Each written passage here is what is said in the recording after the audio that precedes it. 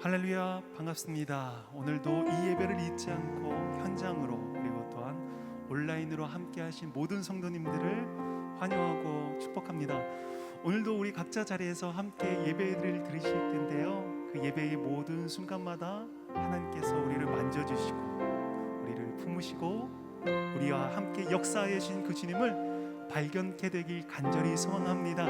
찬양 가운데 역사하여 주시는 주님, 말씀 가운데 임재하여 주신 놀라운 주님, 우리 기도 가운데 응답하시는 주님을 다시 한번 경험하길 소망합니다. 함께 찬양하시면서요, 오늘 예배 함께 주님께 올려드리겠습니다.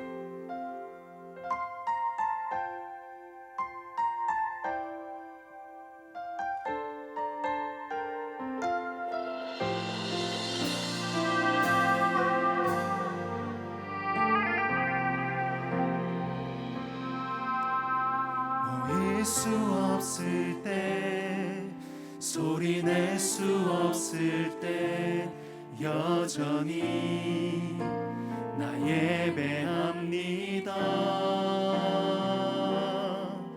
사랑받지 못하고 환영받지 못해도 기꺼이 나 예배합니다.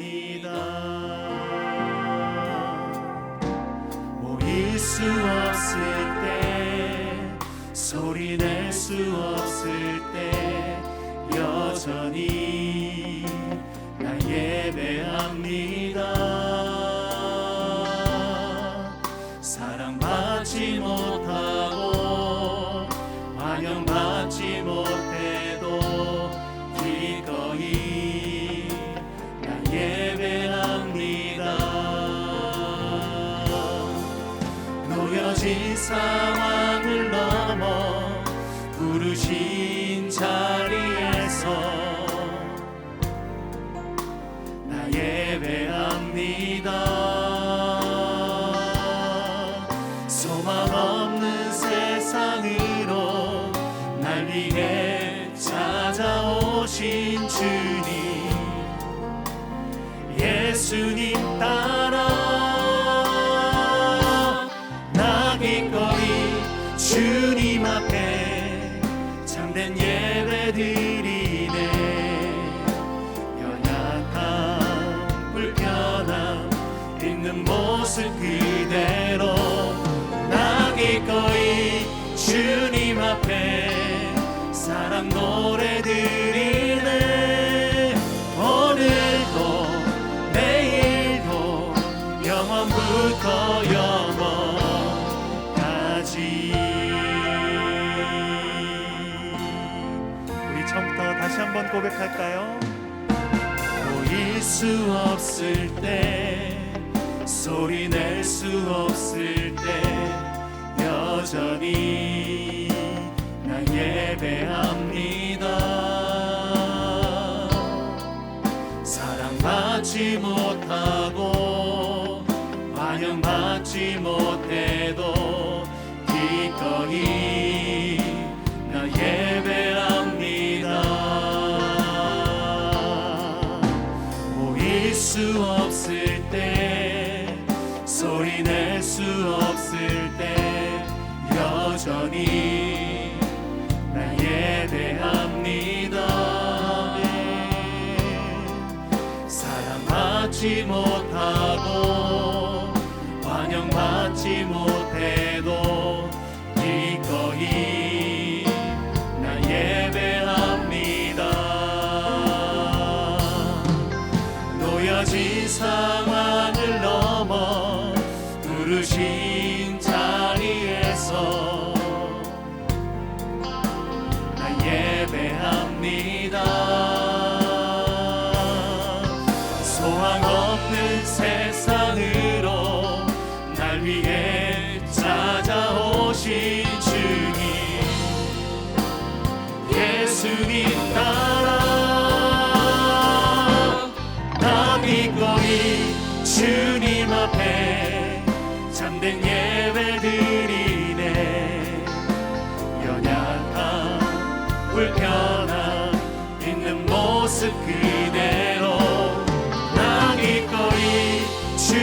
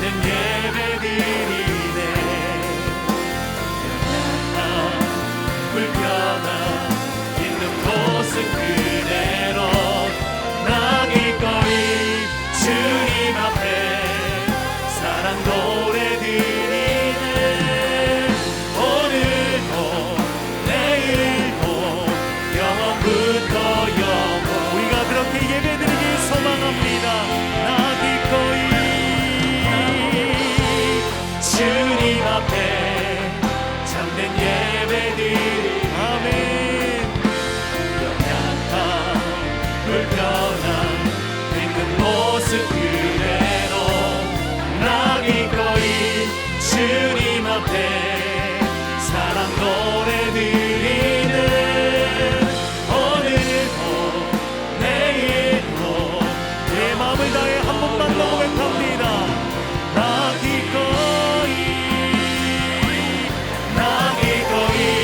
주님 앞에 참된 예배 드리네.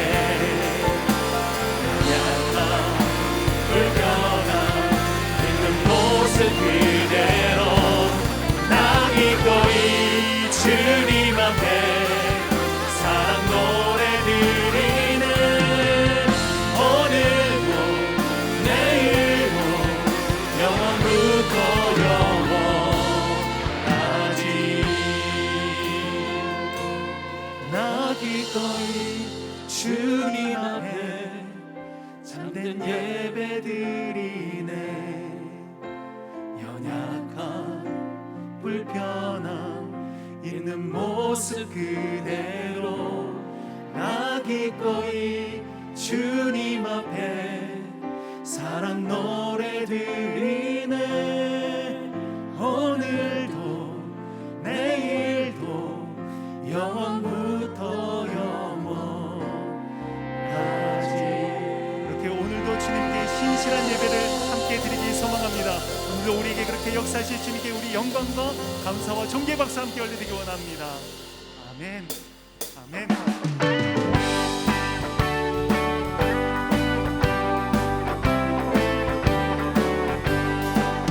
주 없이 살 수 없네 제2의 구주여. 그 귀한 보배 피로 나를 구속하소서. 구주의 사랑으로 흘리신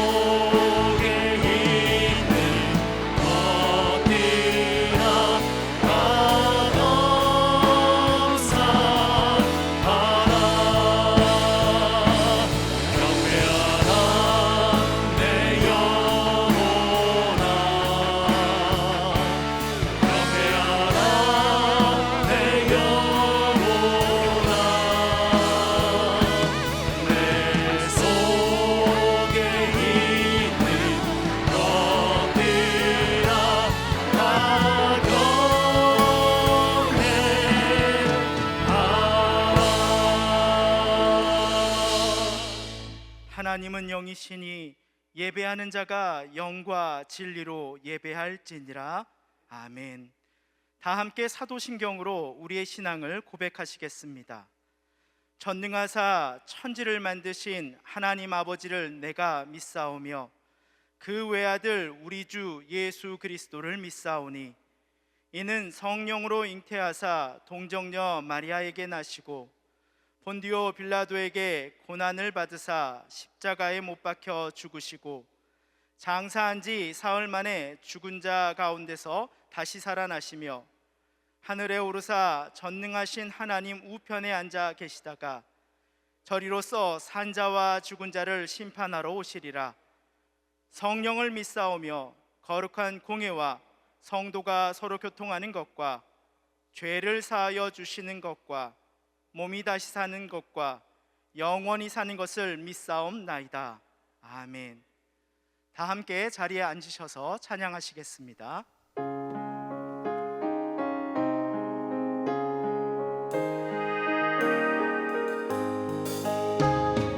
너 시험을 당해 죄 짓지 말고 더 용기를 다해 곧 물리치라. 너 시험을 이겨 새 힘을 얻고 주 예수를 믿어 늘 승리하라. 우리 구주의 힘과 그의 위로를 빌라. 주님 내 편에 서서 항상 도우시니 내 친구를 삼가 잘 선택하고 너 언행을 삼가 늘 조심하라. 너 열심을 다해 늘 충성하고 온 정성을 다해 주 봉사하라. 우리 구주의 힘과 그의 위로를 빌라. 주님 내 편에 서서 항상 도우시니 잘 이기는 자는 상 받으리니 너나 심지 말고 늘 전진하라. 내 구세주 예수 힘 주시리니 주 예수를 믿어 늘 승리하라. 우리 구주의 힘과 그의 위로를 빌라. 주님 내 편에 서서 우리 1절 다시 한번 고백합니다. 너 시험을 당해 죄 짓지 말고 너 용기를 다해 곧 물리치라. 너 시험을 이겨 새 힘을 얻고 주 예수를 믿어 늘 승리하라. 우리 구주의 힘과 그의 위로를 빌라. 주님 내 편에 서서 항상 우리 구주의 힘과 우리 구주의 힘과 그의 위로를 빌라.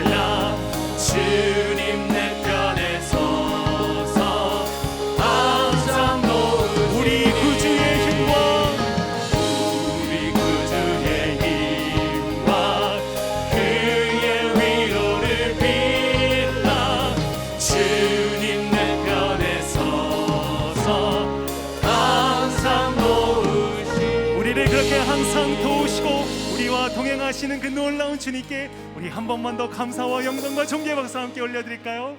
주님 영광 받아 주시옵소서. 주님 함께하여 주시옵소서. 아멘. 아멘.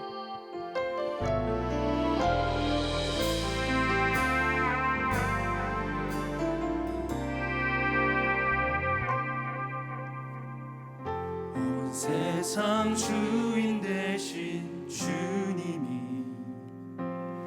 우리 위해 이 땅에 오셨네. 온 땅의 소망 되신 주님이 이 땅의 소망 우리라 하시네. 너희 택한 족속 왕 같은 제사장 거룩한 나라 그의 소유된 백성이라 하시네. 너희 택한 족속 왕 같은 제사장 거룩한 나라 그의 소유된 백성이라 하시네. 그가 살아 내게 하시리라. 주가 살아나게 하시리라. 어둠 속에서 불러내어 기이한 빛으로 들어가게 하시니. 내가 살아내게 하시리라. 주가 살아나게 하시리라. 그의 아름다운 것 선포하며 살아내리 살아나리라.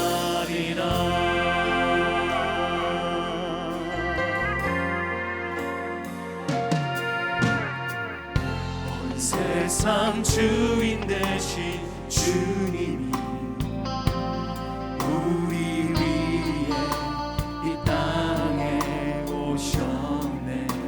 아멘. 온 땅의 소망 되신 주님이 이 땅의 소망 우리라 하시네. 너는 택한 족속 왕 같은 제사장 거룩한 나라 그의 소유된 백성이라 하시네. 너희 택한 족속 왕 같은 제사장 거룩한 나라 그의 소유된 백성이라 하시네. 그가 살아내게 하시리라. 주가 살아나게 하시리라. 어둠 속에서 불러내어 기이한 빛으로 들어가게 하시니. 아멘. 그가 살아내게 하시리라. 주가 살아나게 하시리라. 그의 아름다운 것 선포하며 살아내리. 주님으로 인하여 우리가 살아나게 될 것입니다. 그가 살아나게 하시리라. 주님 주가 살아나게 하시리라. 어둠 속에서 불러내어 기이한 빛으로 들어가게 하시니. 우리 살게 하신 주님의 이름을 찬양합니다. 살아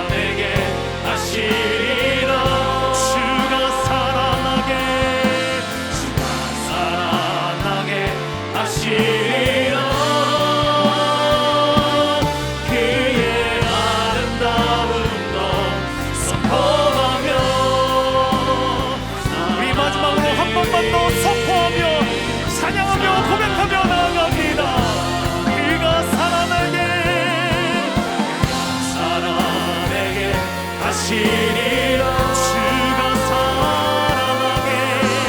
주가 살아나게 하시리라 어둠 속에서 흘러가요 기이한 빛으로 들어가게 하시리 아멘 아멘 주가 살아나게 하시리라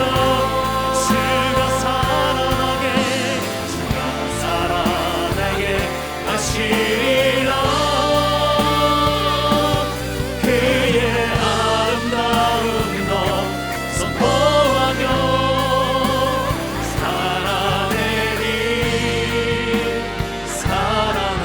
그의 아름다운 덕 선포하며 그의 아름다운 것 선포하며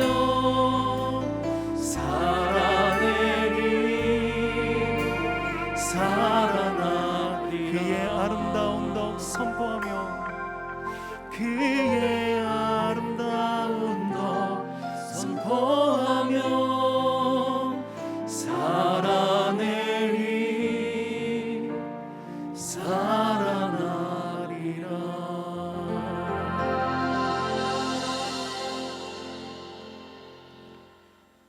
살아계시며 우리를 돌보시는 하나님 아버지, 우리가 모여서 예배를 드릴 수 있는 것이 얼마나 감사한지요. 코로나 팬데믹 상황을 지치고 힘든 모든 주님의 자녀들을 한 주간도 지켜주시고 주의를 허락하시어 예배를 드릴 수 있도록 인도하여 주시니 감사드립니다. 함께 모여 예배드리지 못하고 인터넷으로 드리는 동산의 모든 지체들에게 동일한 은혜의 예배가 될 수 있도록 인도하여 주시옵소서. 하나님 아버지, 저희를 불쌍히 여겨 주시옵소서. 이 나라 이 민족을 올바로 이끌어 나갈 수 있는 영적 리더십을 우리에게 허락하여 주시고 온유하고 겸손하게 함으로 우리에게 있어야 될 사회를 만들어가며 우리 자녀들 다음 세대에게 하나님의 창조 질서에 합당하게 사회를 만들어 줄 수 있는 저희들이 될 수 있도록 역사하여 주시옵소서. 주님, 하나님의 창조 질서가 대한민국에 온전히 세워지게 하여 주시옵소서. 오늘부터 조정되어 교구를 섬기는 지역장 셀 리더들에게 주님이 주시는 풍성한 은혜가 차고 넘치게 인도하여 주시옵소서. 동산의 모든 성도들 가정마다 코로나로 잘 이겨내고 주님만 의지하며 주님이 주시는 축복으로 승리케 하여 주시옵소서. 원로 목사님, 사모님 건강을 지켜주시고 담임 목사님 건강과 은혜 충만함으로 지켜주시옵소서. 동산교회 모든 사역자분들 지치지 않도록 지켜주시옵소서. 코로나로 어려운 상황 속에서도 복음을 들고 열심히 선교하시는 선교사님들을 안전하게 지켜주시옵소서. 원로은토 장로님 건강 지켜주시고 시무 장로님 교회의 사역 위에 주님의 은혜가 풍성하게 하여 주시옵소서. 하나님 아버지, 큰숲 분립 개척 16번째 우리 동산교회 김아람 목사님 준비하는 가운데 부족함 없이 풍성하게 하시고 하나님의 영광을 드리는 교회 되게 하여 주시옵소서. 오늘도 말씀을 전하시는 김성경 담임 목사님을 기억하시어 권능의 말씀을 선포하실 때 말씀마다 생명이 되게 하시고 하늘나라가 확장되게 하여 주시옵소서. 오늘도 예배를 위하여 헌신하는 모든 공동체 위에 주님이 주시는 축복의 열매로 충만하게 하여 주시옵소서. 언제나 우리와 늘 함께 계시는 예수님의 이름으로 간절히 기도드리옵나이다. 아멘.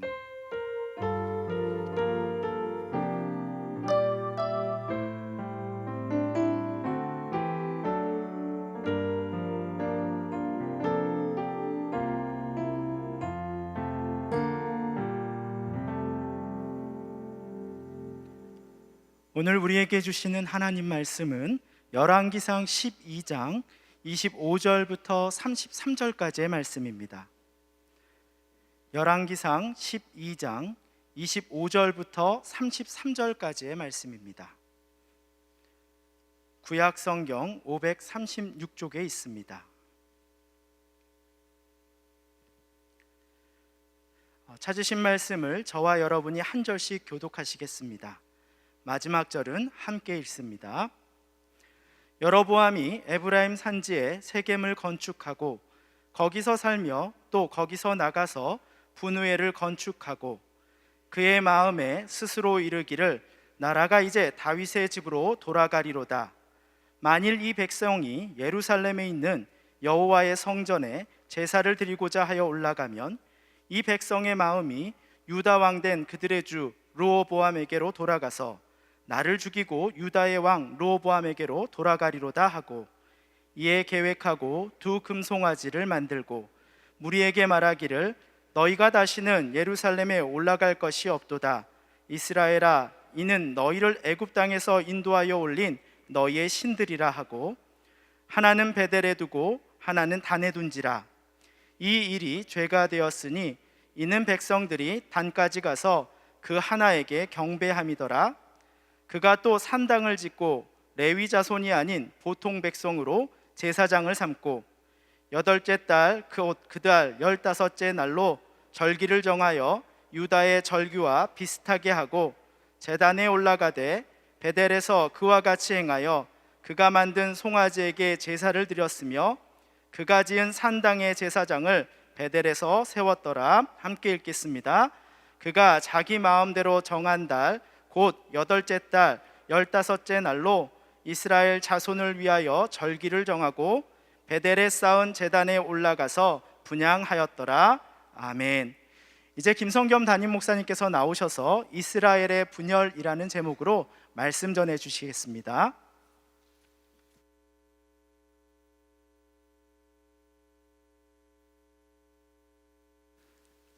2021년 10월 3일 주일 예배 함께하고 계신 모든 동산의 가족들을 환영하고 축복합니다. 오늘도 방역 수칙을 준수하며 많은 성도님들이 이곳 학교 예배당에 함께 예배에 참여하고 계십니다. 또한 각자의 집에서 또는 국내 또는 해외 출타 중에, 병상에서, 군 복무 중에, 또는 해외 선교 현장에서 온라인으로 연결되어 함께 예배 드리고 계시는 모든 성도님들, 우리가 다 주님 안에 함께 있음이 확인되고 경험되는 은혜의 시간이 되기를 축복합니다. 혹시 여러분은 인생의 기적이다, 하나님이 강력하게 응답하셨다라고 인정하는 그런 경험이 있으십니까? 물론 인생의 매 순간이 하나님의 응답이고 또 일상 속의 작은 것 하나도 다 하나님의 베푸신 기적이다라고 우리가 고백하며 살아가지만, 그럼에도 하나님이 강력하게 특별하게 응답하셨다, 기적을 베푸셨다라고 할 만한 그런 인생 이야기가 하나쯤은 있지 않겠나 싶습니다. 물론 이야기의 스타일은 또 그 양상은 좀 다양하겠지만 각자 하나님이 나에게 기적을 베푸셨어라고 하는 그런 간증들이 있을 거예요. 그런 경험은 평생 두고두고 말하게 되는 이야기이죠. 저도 그런 경험을 해봤고 또 그것이 인생에 큰 영향을 분명히 미친다고 말할 수 있습니다. 혹은 우리 성도님들 중에 내가 다 매일매일 하나님의 은혜로 사는 건 맞는데 그렇다고 뭔가 강력한 기적이 일어났다, 이런 것을 나는 아직 경험해보지 않아서 나도 좀 그런 경험을 해봤으면 좋겠다 하는 분도 계실지 모르겠습니다.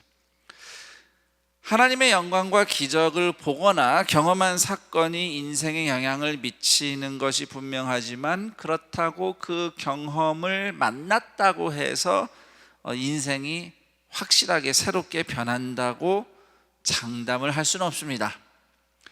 제 개인의 삶을 좀 들여다보면 기적이 제 인생에 그 영향을 미친 유효 기간을 아무리 길게 잡아도 1년이었다 이렇게 말씀드리고 싶어요.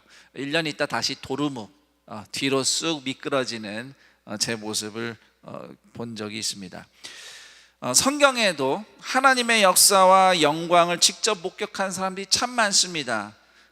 그럼에도 또 나중에 시간이 지나서 결국 하나님을 등지고 어리석음에 빠진 사람들 또한 많습니다. 그 중에 대표적인 인물이 바로 지난 몇 주간 또 오늘 포함해서 함께 그 이야기를 듣게 될 솔로몬 왕, 그 사람이, 솔로몬이 대표적인 사례라고 하겠습니다. 솔로몬은 꿈에서 하나님을 만난 경험도 있어요. 솔로몬의 아버지 다윗은 사실 꿈에서조차 하나님과 대면해서 대화를 했다는 기록이 성경 어디에도 없습니다. 솔로몬은 그래도 꿈에서 2번 정도 하나님 직접 뵀어요. 하나님께 은혜를 입어서 하늘의 지혜를 받은 사람이 되었죠. 또 솔로몬의 시대에 이스라엘은 고대 근동의 최강국으로 성장했고, 또 무엇보다 모세가 세운 성막 이후에 하나님을 위해서 성전을 지은 첫 번째 인물이 됩니다. 그 성전에 나타난 하나님의 임재와 영광을 솔로몬이 친히 목격했습니다. 더 나아가서 하나님과 직접 언약을 맺는 영광과 은혜도 누렸어요.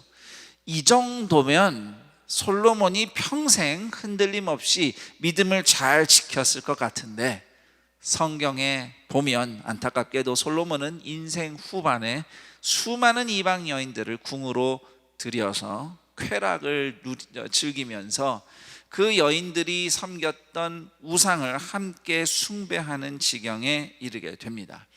그런 솔로몬에 대해서 열왕기상 11장 9절은 이렇게 말씀합니다. 솔로몬이 마음을 돌려 이스라엘의 하나님 여호와를 떠남으로. 솔로몬이 처음에 1000번째 들으면서 하나님께 간절히 구했던 것 기억하실 겁니다. 듣는 마음을 내게 주사. 하나님께 듣고 백성을 듣는 마음. 이 듣는 마음이 이제는 등진 마음, 떠난 마음이 되어버린 겁니다. 이에 진노하신 하나님께서는 솔로몬이 나라를 빼앗길 것이다 선언을 하시는데요. 대신 그 아버지 다윗을 생각해서 하나님은 자비를 베푸십니다. 적어도 나라를 빼앗기는 불행은 솔로몬 때에는 일어나지 않게 하셨습니다. 대신 솔로몬의 아들이 왕위에 오를 때는 이스라엘 전체가 아니라 유다와 베냐민 지파만 다스리게 될 것이다. 그럼 나머지 이스라엘 10지파는 누가 다스릴 것이냐? 솔로몬의 신하 여로보암에게 돌아갈 것이다. 이렇게 하나님께서 정하시고 미리 말씀을 하십니다. 하나님께서는 선지자를 통해서 이스라엘이 분열된 이유가 솔로몬의 우상 숭배에 있다는 것을 이스라엘 10지파를 받게 될 여로보암에게 분명히 말씀을 해 주셨어요. 그래서 여로보암은 하나님을 경외하고 하나님 말씀을 지켜서 신실하게 행하면 여로보암의 왕국이 견고할 것이라고 하나님이 선지자를 통해 약속을 하셨습니다. 자, 이렇게 솔로몬 생전에 하나님이 여로보암을 선택하셨다는 이 이야기가 솔로몬 귀에도 들어갑니다. 그래서 솔로몬이 여로보암을 죽이려고 합니다. 이것도 참 안타까운 장면인데요. 솔로몬에게 하나님이 이미 경고하셨어요. 네 나라는 빼앗길 거야. 나뉘어질 거야. 하나님이 이미 뜻을 세우신 걸 솔로몬이 알고, 그래서 여로보암이 하나님께 말씀을 받은 건데 그 여로보암을 죽이겠다고 하는 건 결국 솔로몬이 누구를 대적하는 겁니까? 하나님의 뜻에 대적을 하는 거죠. 사울 왕이 이랬어요. 사울이 자기가 범죄했기 때문에 하나님께 버림받고 새로운 왕으로 다윗이 선택된 것을 알았지만 그 사울이 다윗을 어떻게 하려 했죠? 죽이려 했습니다. 지금 솔로몬이 딱 사울 왕처럼 하고 있어요. 그래서 여로보암은 솔로몬이 죽을 때까지 애굽으로 도망쳐서 망명 생활을 합니다. 마침내 솔로몬은 세상을 떠나고 그 아들 르호보암이 솔로몬의 뒤를 잇게 되는데요. 자, 여기까지가 열왕기상 11장에 펼쳐진 이야기입니다.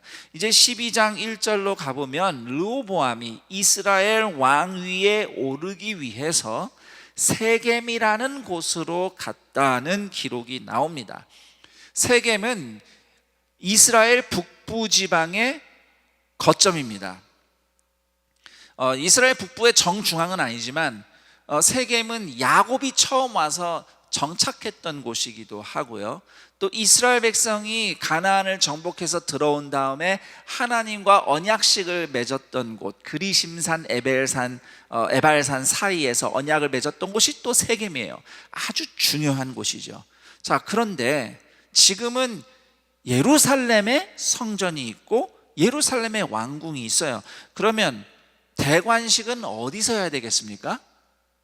예루살렘에서 하는 게 맞죠, 대관식은. 그런데 세겜으로 올라갑니다. 이 말은 이스라엘 10지파 백성의 마음이 이미 예루살렘으로부터 떠나고 있는 현실을 보여주고 있습니다. 그래서 르호보암이 온 이스라엘의 왕이 되고자 한다면 북쪽의 이스라엘 10지파의 마음을 얻어야 되는 거예요. 그래서 르호보암이 세겜으로 갑니다. 그리고 그 르호보암을 만나고자 하는 이스라엘 10지파가 그동안 하나님의 선택을 받은 이유로 솔로몬의 원수가 되었던 여로보암, 애굽에 도망쳤던 여로보암을 불러서 10지파 대표로 세웁니다. 그리고 르호보암을 만나는 자리에서 한 가지 요청을 합니다. 그동안 솔로몬 왕 시절에는 토목 공사가 너무 많아서 백성의 고역과 멍해가 컸습니다. 르호보암 당신이 왕이 된다면 이제 이런 고역과 멍해를 줄여 주십시오. 그러면 우리 이스라엘 10지파가 왕에게 충성하겠습니다. 이렇게 부탁을 합니다. 제안을 하는 거죠. 저 같으면, 제가 르호보암이었으면 그렇게 하겠다고 동의하고 왕위에 올랐을 것 같아요. 하지만 르호보암은 생각을 할 테니 3일 후에 다시 돌아오라, 이렇게 얘기합니다. 그리고 신하들의 조언을 듣는데요. 먼저 르호보암의 원로 신하들, 그러니까 르호보암 아버지 솔로몬을 섬겼던, 그때부터 섬겼던 신하들은 아주 현명한 조언을 해줍니다. 백성의 말을 무시하지 말고 잘 들어달라, 이렇게 조언을 해요. 그런데 르호보암과 어릴 적부터 친구로 자랐던 젊은 신하들이 왕궁에 있었어요. 이 젊은 신하들은 르호보암에게 다른 식으로 이야기합니다. 백성에게 이렇게 답을 해야 한다 하는데 그 내용이 열왕기상 12장 10절 11절이에요. 제가 읽어드리겠습니다. 내 새끼손가락이 내 아버지 왕의 허리보다 굵으니 내 아버지께서 너희에게 무거운 멍에를 매게 하였으나 이제 나는 너희의 멍에를 더욱 무겁게 할지라. 내 아버지는 채찍으로 너희를 징계하였으나 나는 전갈 채찍으로 너희를 징계하리라 하소서.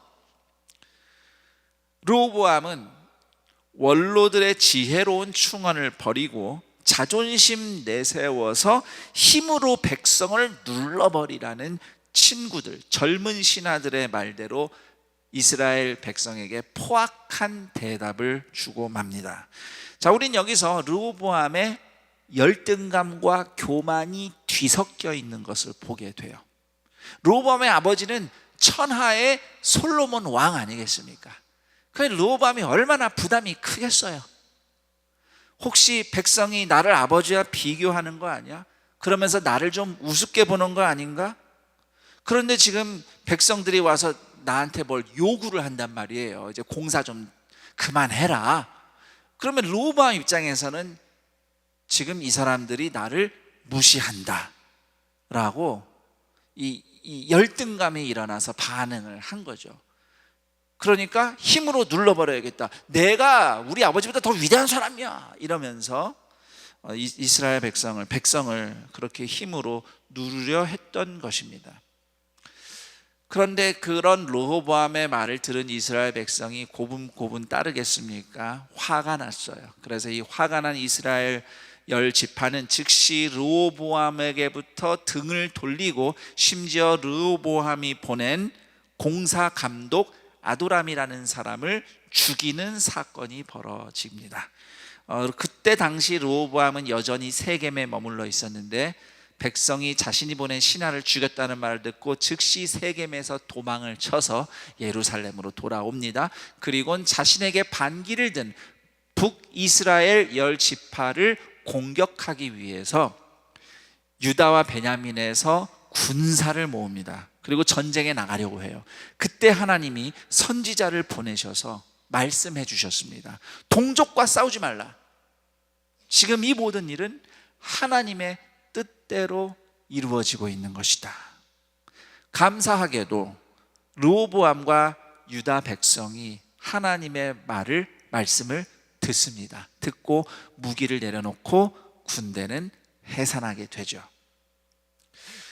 여기서 잠시 좀 정리를 해보겠습니다. 하나님은 솔로몬의 우상 숭배에 대한 응징으로서 이스라엘이 둘로 나누어질 것이라고 하셨고요.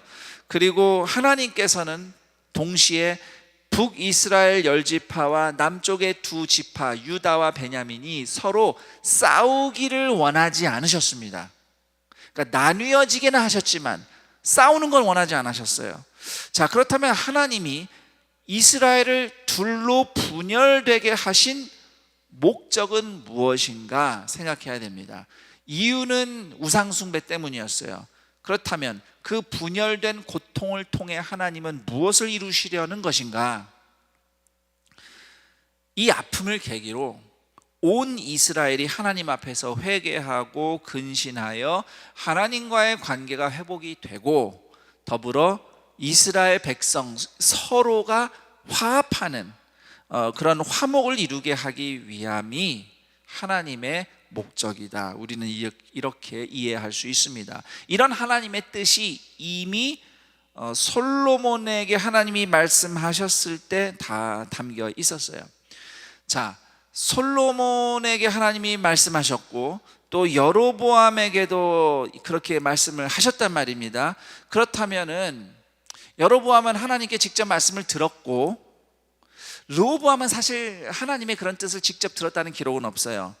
미루어 짐작컨대 혹 솔로몬이 본인이 들은 하나님의 말씀을 르호보암에게 들려주지 않았을까라는 생각을 해볼 수 있지만, 글쎄요, 성경에 정확하게 기록되어 있지 않으니까 우리가 상상만 할 뿐입니다. 그래도 하나님이 이미 공개적으로 하신 말씀을 몰랐을 거라고 생각하지는 않습니다. 그렇다면 르호보암과 여로보암이 비록 나라가 나뉘어진 상태고 지금 분열이 일어났지만 그럼에도 우상과 죄를 멀리하고 하나님을 경외하고 말씀에 순종하는 길을 선택해야 했으나 정반대의 길을 간 겁니다. 르호보암은 하나님의 은혜를 구하며 겸손하게 행동하는 대신 백성이 나를 무시한다면서 자존심과 명예를 앞세워서 백성을 힘으로 누르려고 하는 교만에 빠지고 맙니다. 그렇게 행동하니까 이스라엘 10지파 마음 잃어버리죠. 그 정도 됐으면 아차, 내가 잘못했구나 하고 생각을 고쳐야 되는데 르호보암의 교만과 죄악은 더 악화되었습니다. 르호보암 시절 남유다 왕국, 남쪽 왕국의 현실에 대해서 열왕기상 14장 22절이 이렇게 증언합니다. 유다가 여호와 보시기에 악을 행하되 그의 조상들이 행한 모든 일보다 뛰어나게 하여 그 범한 죄로 여호와를 노엽게 하였으니 죄를 짓는 일에 뛰어났다 라고 성경은 기록합니다. 르호보암이 하나님을 눈꼽만큼도 경외하지 않은 겁니다. 예루살렘에 성전은 있는데, 왕궁 바로 위에 성전이 있는데 왕은 전혀 하나님을 경외하지 않았죠. 자, 한편 북쪽 10지파를 다스리는 여로보암은 어땠을까요? 여로보암은 하나님께 말씀을 들었는데 그 말씀을 까맣게 잊습니다. 이스라엘을 우상 숭배로 인도하는 큰 죄를 저지르고 맙니다. 여로보암은 이스라엘 백성이 성전에 예배 드리러 가기 위해서 주기적으로 예루살렘을 찾아갈 것이 두려웠어요. 그렇게 자꾸 북이스라엘 백성이 남쪽 예루살렘을 자꾸 찾아가다 보면 마음이 떠나서 모두 다 나를 버리고 남쪽으로 갈 것이다 라는 걱정이 생겼습니다. 그래서 여로보암은 백성이 예루살렘 성전에 가는 것을 가로막기 위해서 아예 북이스라엘에 별도의 성전을 새로 세웁니다. 성경은 그 금송아지 만들어 놓고 제단 만들었다고 되어 있죠. 지금 보시는 사진은 이스라엘 북쪽 끝에 단이라고 하는 곳에서 발굴된 여로보암 시절에 만들어진 제단과 신전터입니다. 그러니까 저기에 금송아지가 있었어요. 그리고 또 이스라엘 저 남쪽에 베델이라고 하는 곳에도 금송아지 우상과 제단을 쌓았는데, 성경에는 제단과 금송아지를 만들었다고만 돼 있지만 고고학자들이 그곳을 발굴을 해 보니 여로보암이 아예 신전을 세웠다. 그래서 건축물, 제단, 그리고 동물 희생 제물 바쳤던 그 동물 뼈를 매장한 흔적, 이런 것이 다 같이 발굴이 된 거예요. 그리고 여로보암은 오늘 우리가 읽은 성경에도 기록되어 있지만 레위 지파도 아닌 사람들을 여로보암 마음대로 제사장으로 세워서 또 율법에 없는 절기를 만들어서 새로운 종교를 만듭니다. 율법과 비슷하긴 한 게 달라요. 다른 종교를 만들어요. 여로보암도 그렇고 북이스라엘 백성들이 금송아지를 보고 제단 앞에서 금송아지를 보고 여호와 하나님의 이름을 부르며 예배하는 해괴한 일을 저지르는 겁니다. 그 다른 신을 섬긴 게 아니고요, 금송아지가 애굽에서 우리를 인도해낸 여호와다 이러면서 그 앞에서 예배드리게 한 거예요. 이 죄가 북이스라엘이 남유다와 믿음으로 하나 되는 길을 가로막고 결국 멸망의 길로 인도하는 여로보암의 죄가 되었습니다. 그리고 성경을 쭉 읽다 보면요, 이 열왕기 상하를 읽으면 여로보암의 죄라는 이 표현이 몇 번씩 등장합니다. 여로보암은 우상 숭배의 대명사가 됐어요. 잠깐 정리를 합니다. 르호보암과 여로보암의 공통적인 죄가 있습니다. 교만이라고 말씀드리고 싶어요. 교만. 하나님을 망각하고 자신이 왕노릇하는 교만입니다. 이스라엘 백성은 이스라엘 왕의 백성이 아니라 하나님의 백성이에요. 그러므로 이스라엘 왕은 군림하는 통치자가 아니라 하나님의 백성을 위탁받아서 돌보는 목자예요. 목자의 직분이 이스라엘 왕의 직분입니다. 그런데 르호보암과 여로보암은 모두 내가 왕이다, 이 백성 내 것이다, 이런 생각을 가지고 하나님의 은혜를 구하며 겸손한 대신에 자기의 힘과 꾀로 왕권을 소유하려고 한 겁니다. 심지어 하나님의 이름만 도용한 우상 숭배까지 저지르면서 왕좌를 소유하려 했던 것이죠. 여기까지가 오늘 우리가 살펴본 열왕기상 11장 12장의 이야기입니다. 참 안타깝고 화가 나고 답답한 이야기, 역사인데 그래도 이 이야기는 매우 중요합니다. 이 안에서 우리는 인간이 얼마나 연약하며 무능한지 발견하게 됩니다. 백성이 요청하는 것을 자기를 무시해서 그런 거라면서 본때를 보여줘야 된다면서 자존심과 힘을 내세웠던 르호보암, 자기를 왕으로 세운 백성이 또 자신을 배신할까 봐 두려워서 해야 할 일 하지 말아야 할 일 분별도 못하고 이스라엘 백성을 금송아지 숭배로 인도하는 엄청난 일을 저지르는 여로보암. 이는 단지 르호보암과 여로보암만의 모습이라고 말할 수 없습니다. 양상은 다르지만 우리 안에도 이런 르호보암처럼 여로보암처럼 행동하는 게 있어요. 인생 살면서 어떤 두려움이 있고 불안이 있어요. 걱정이 있어요. 그러면 그 불안과 두려움을 이기고 살아내기 위해서 어떻게든 힘을 가져보려고 합니다. 쉽게 표현하면 돈을 가져보려 하죠. 돈이 힘이니까 요즘은 어떻게든 힘을 가져보려 하고 또 그 힘을 휘둘러서 남들을 누르려고 하고요. 신앙생활을 한다고는 하는데 하나님이 아니라 내 중심으로 종교 생활을 하는 거예요. 엉뚱하게 금송아지 만들어 놓고 여호와 하나님이라고 불렀던 여로보암처럼 내 마음대로 내 좋은 대로 인생 만들어가 놓고는 그 인생이 하나님의 뜻이다, 하나님이 복 주신 거다, 그렇게 생각합니다.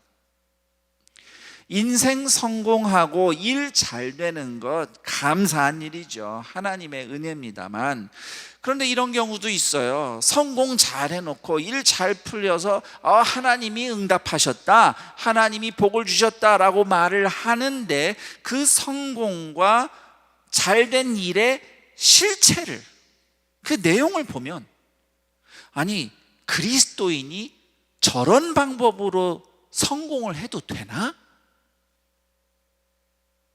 이런 생각이 들 때가 있습니다. 그저 내 소원이고 내 욕망인데 그걸 가지고 하나님의 뜻이네, 하나님의 축복이네 말하면서 사람들을 이용해요. 모두를 위한 일이다, 하나님의 일을 걸고 중요한 일이고 모두를 위한 일이라고 하는데 사실은 그건 나를 위한 일이에요. 나를 위해서 사람들을 이용하는 일.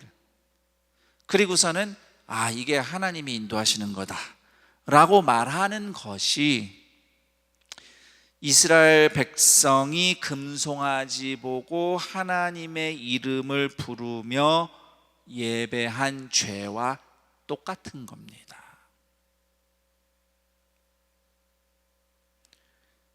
우리는 이런 금송아지 숭배에 빠지기 쉬운 연약한 사람들이에요.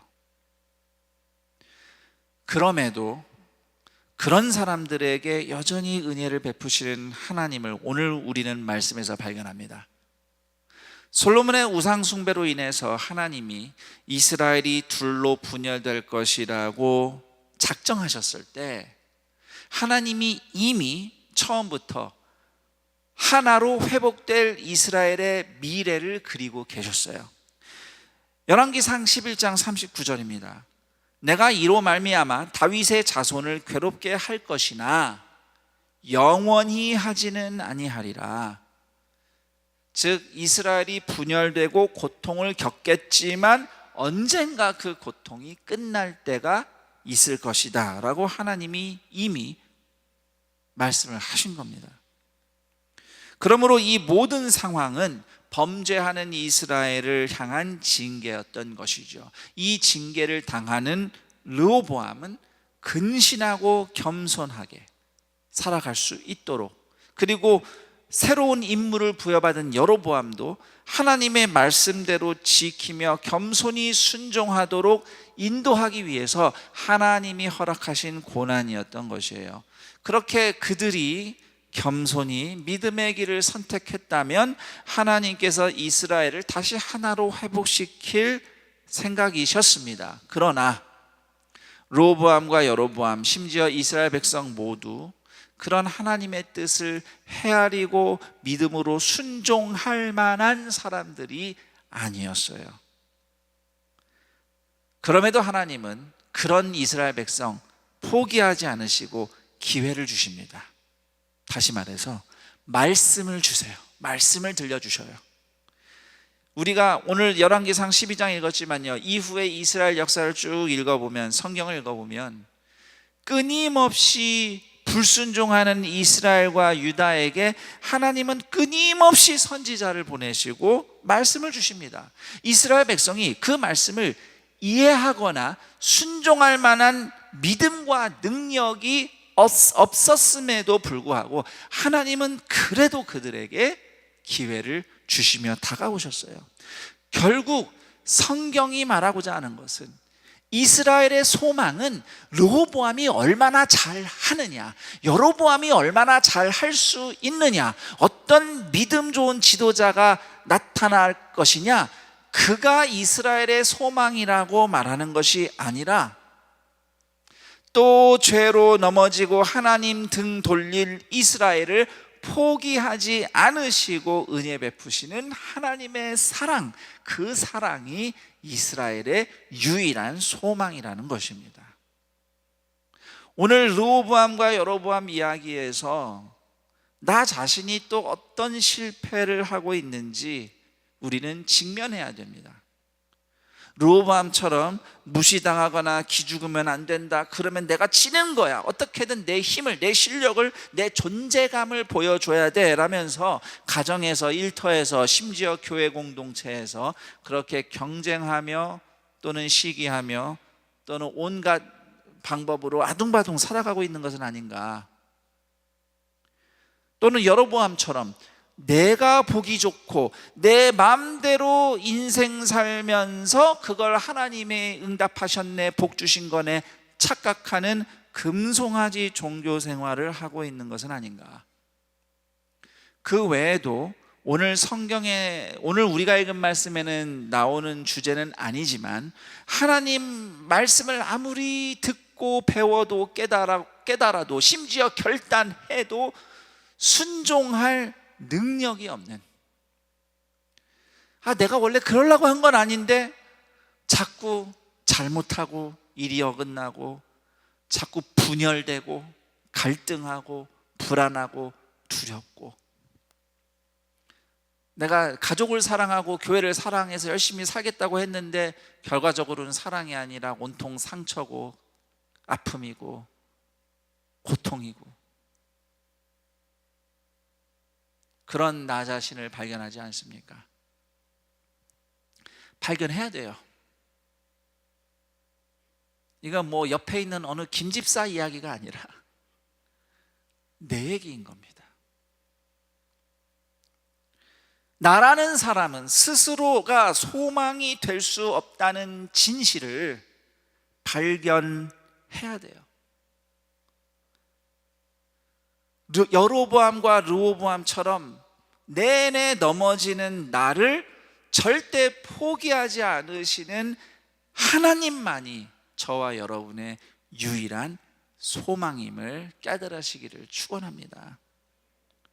하나님은 여러분을 절대 포기하지 않으세요. 어떤 경우에도 절대 포기하지 않으신다는 증거를 보여주셨습니다.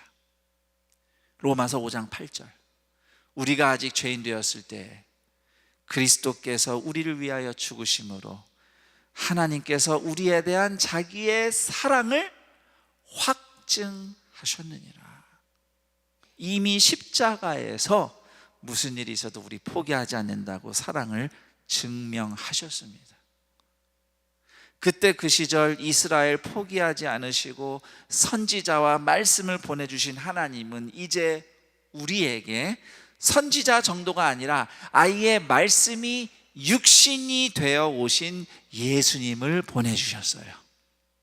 십자가를 통해서 나의 최선을 넘어서는 예수님과 연합한 새로운 삶을 살도록 하나님이 우리를 초대하셨습니다.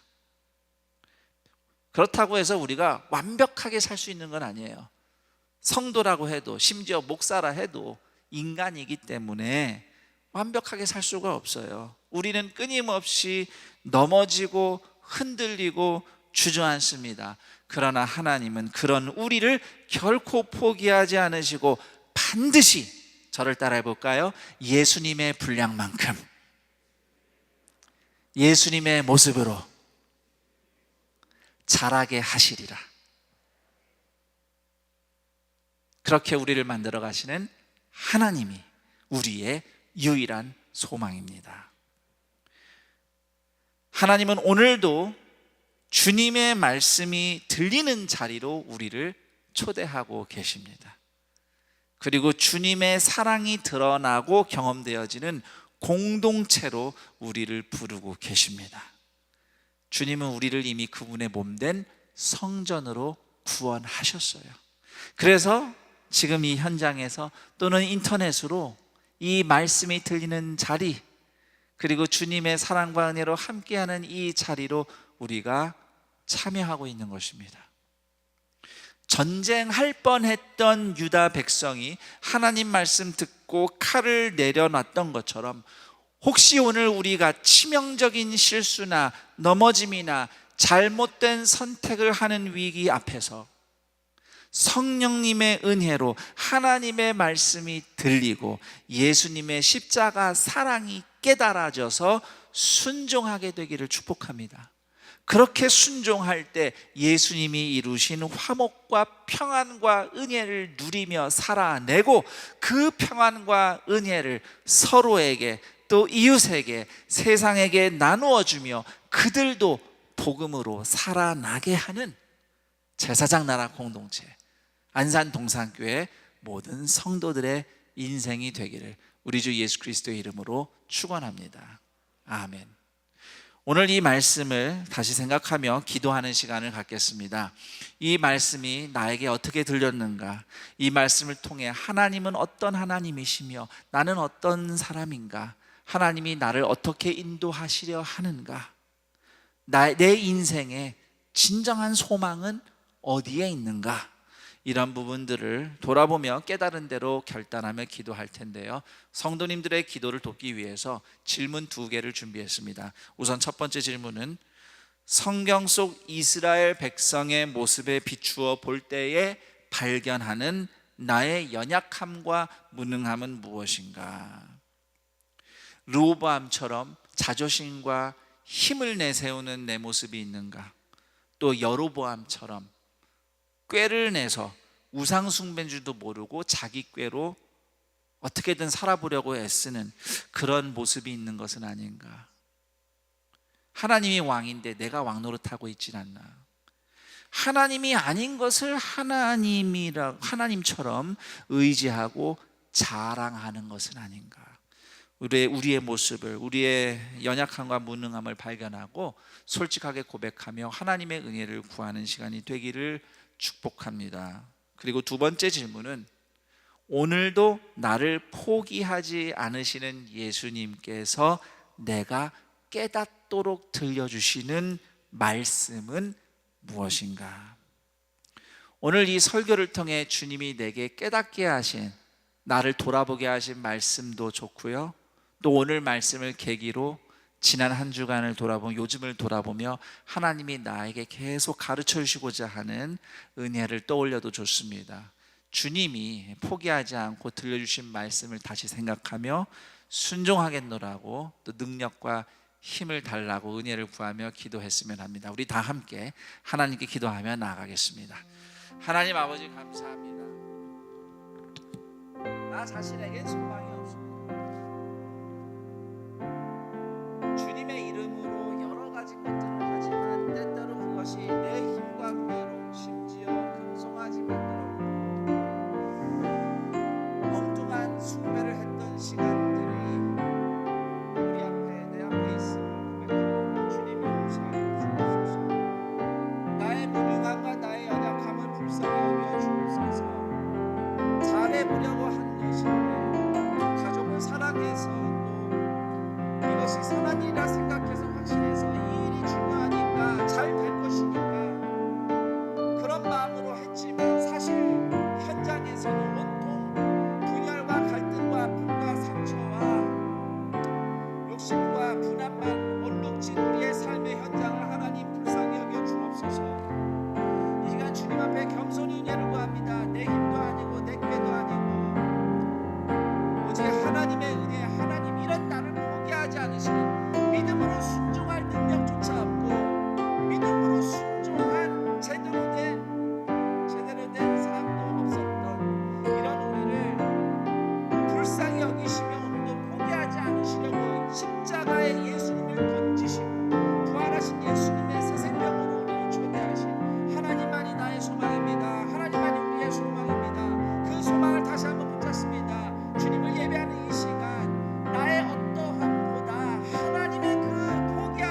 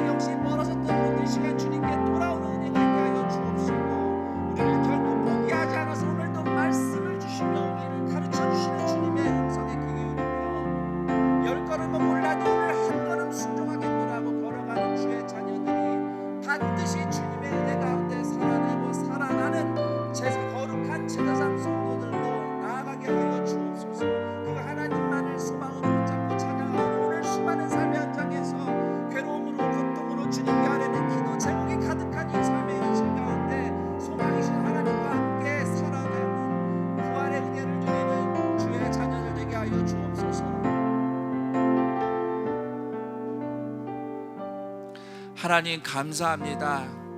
얼마나 무능한지, 얼마나 연약한지, 나는 이게 옳다고 생각해서 최선을 다했고 이것이 가족을 위하고 모두를 위하는 일이라며 최선을 다했는데 항상 넘어지고 그렇게 되지 않고 갈등하고 상처 입고 상처 주고 답은 모르겠고 계속 쳇바퀴 돌듯 막힌 것 같은 우리의 삶의 현장, 그러면서 하나님은 왜 날 안 도와주시나 원망했던 시간들, 답답한 심정들을 주님 앞에 다 쏟아놓습니다. 그리고 말씀 앞에서 다시 한번 소망은 나에게 있는 것이 아니라 내가 얼마나 어떻게 잘해서 그것이 나에게 소망이 되는 것이 아니라 이런 나를 포기하지 않으시고 불쌍히 여기시며 십자가의 사랑으로 다가오시고 인도해 주시는 하나님만이 나의 소망이고 우리의 소망임을 다시 한번 깨닫고 그 주님 앞에 겸손히 엎드려 예배합니다.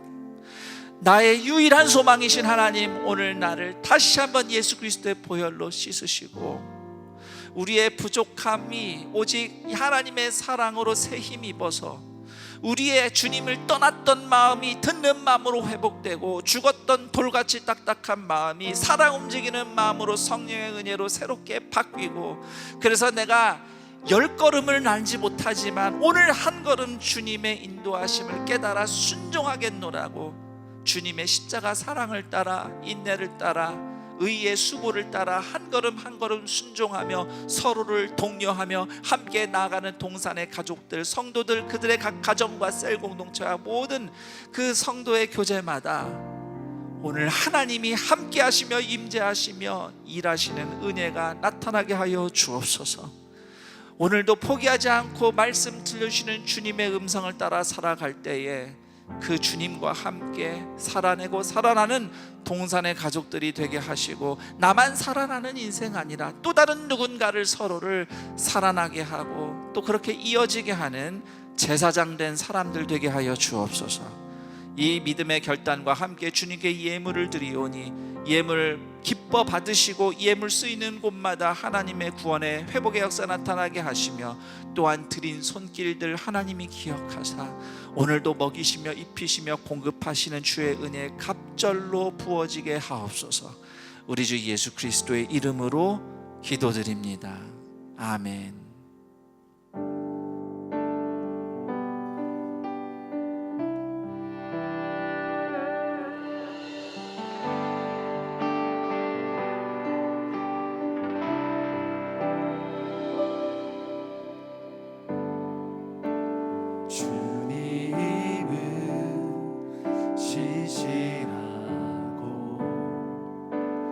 항상 거기 계시네.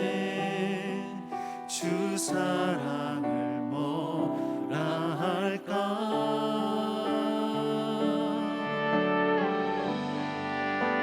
주님은 신실하고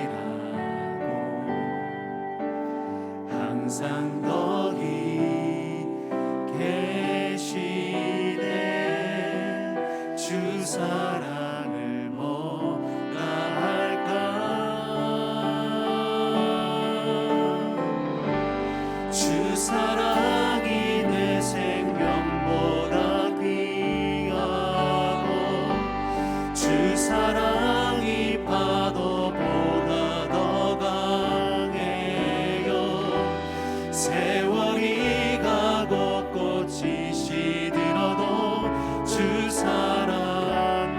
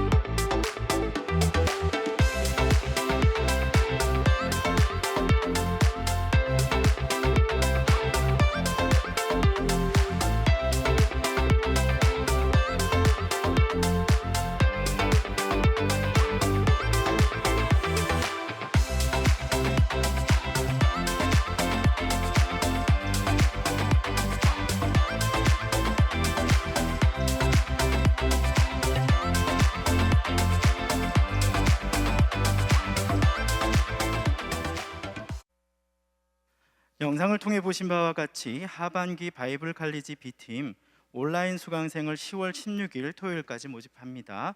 10월 26일부터 진행되는 강의 관련 자료는 홈페이지와 브로셔를 참고하시고 많은 신청을 부탁드립니다. 또한 패밀리 아카데미 심화 과정인 자녀 교육과 의사소통, 심리 이해와 행복한 삶이 10월 19일부터 실시간 줌으로 진행됩니다. 참으로 좋은 강사님들이 성도님들 한 분 한 분을 기다리고 계십니다. 10월 15일까지 신청하시면 됩니다. 자세한 사항은 주보와 홈페이지를 참고하시기 바랍니다. 오늘 안산동산교회 현장 예배와 온라인 예배로 함께 하시는 모든 분들을 주님의 이름으로 환영하고 축복합니다. 온라인 예배로 함께 하시면서 등록하기를 원하시는 분들께서는 아래에 안내되는 교회 번호로 전화 주시면 등록에 대한 자세한 안내를 드리도록 하겠습니다. 교회 소식 알려드립니다. 교회 소식은 주보와 교회 홈페이지를 참고해 주시기 바랍니다. 임시당회가 10월 3일 오늘 오후 1시에 네오비전 센터 7층 에스도홀에서 있습니다. 2021년도 수험생과 학부모를 위한 온라인 기도회가 시작이 됩니다. 수험생을 위한 기도 카드가 주보에 함께 나눠드렸습니다. 이 홈페이지를 통해서도 받아보실 수 있습니다. 온 교회가 수험생과 수험생 가정을 위해 기도에 동참해 주시기를 간절히 바랍니다. 코로나19 예방을 위한 안산동산교회 공지사항입니다. 아래 사항은 10월 17일까지 하나며 상황에 따라 변동될 수 있습니다. 주일 1, 2, 3, 4, 5부 예배는 본당과 학교 예배당에서 현장 예배 99명 제한으로 드리며 인터넷 생중계로 동시에 진행됩니다. 현장 예배 온라인 신청은 매주 화요일 오후 2시부터 교회 홈페이지를 통해 신청하실 수 있습니다. 예배에 참석하시는 성도님들께서는 방역 지침을 잘 지켜주시고 교역자의 안내에 따라 지정된 좌석에 앉아주시기 바랍니다. 그 외 다른 예배와 기타 공지사항은 주보를 참고해 주시기 바랍니다.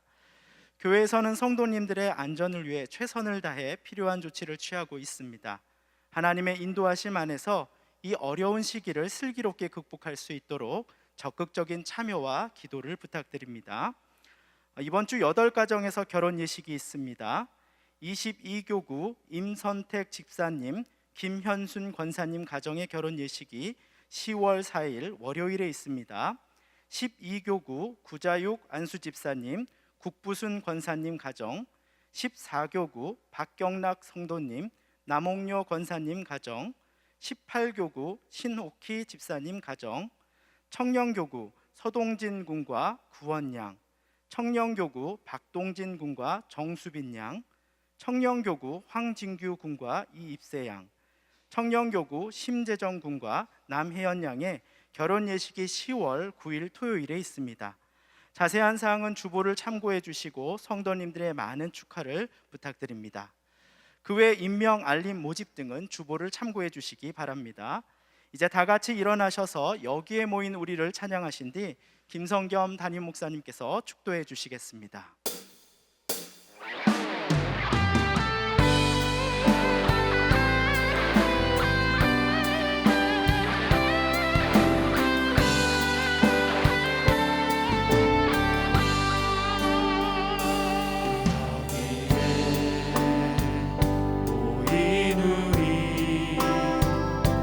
주의 은총 받은 자여라.